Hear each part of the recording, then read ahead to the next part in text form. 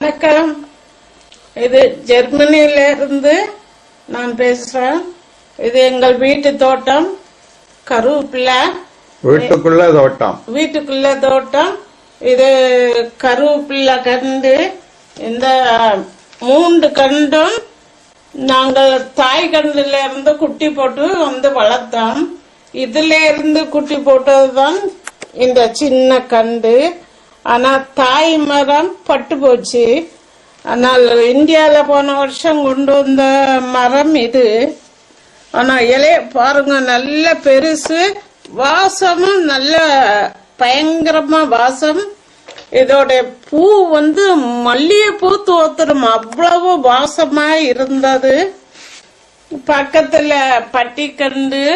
இந்த பட்டிக்கண்டு கொண்டு வந்து 3 வருஷமா நிக்கும். பட்டிப்பூ இதுக்கு என்னன்னா மண்ணு நல்லா காயணும். மண்ணு காயதான் கொஞ்சம் கொஞ்சமா தண்ணி விட்டு வர்றது.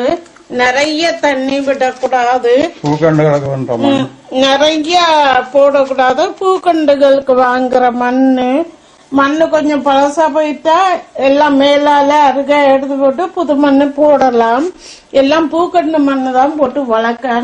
இதுக்கு உரம் நான் போடுறது இல்ல. 6 கண்டு இப்ப எங்கள்கிட்ட நிக்கி. கருவேப்பிலை கண்டு 6 கண்டு நிக்கி. இந்த நுனிய கிள்ளி விட்டா செழிப்பா 3 பிரிவு 4 பிரிவுன்னு வரும். இது ஒரு கண்டுல இருந்துதான் இவ்வளவு கிளைகள் வந்திருக்கு. இந்த இனம் சின்ன இலை. இந்த இனம் சின்ன இலை. இதுதான் நல்ல பெரிய இலை. போன வருஷம் கொண்டு வந்தோம் இந்தியால இருந்து. நல்ல வாசம், சமைக்கவும் நல்ல வாசமா இருக்கு. இப்ப இலைகள் வச்சு கொண்டு வருது. இது அம்மா பிளான்ஸ் அண்ட் குக்கிங். நிறைய வீடியோக்கள் இருக்கு, நீங்க தொடர்ந்து பாருங்க. புதிதாக பார்ப்பவர்கள் கண்டிப்பா சப்ஸ்கிரைப் பண்ணுங்க.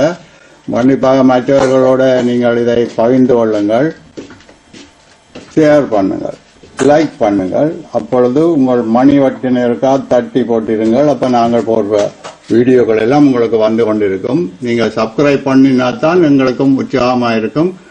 நாங்களும் வீடியோவை தொடர்ந்து போடலாம்.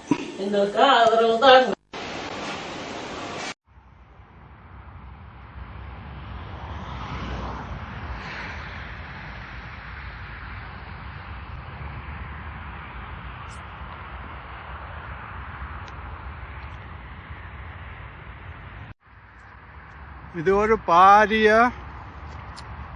கோதுமை வயல்.